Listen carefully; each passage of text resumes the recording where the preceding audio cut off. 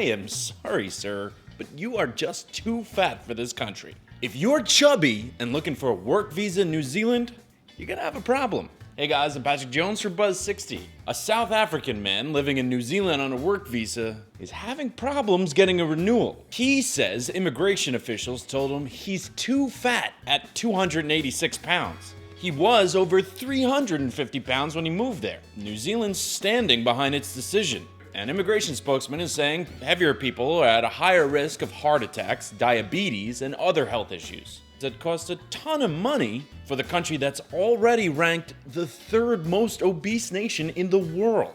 The spokesman says if your body mass index, a controversial way of measuring obesity, is above 35 and you want a visa, you're gonna be investigated. It's insulting, but I kinda hope that investigation involves a Willy Wonka good egg, bad egg scale.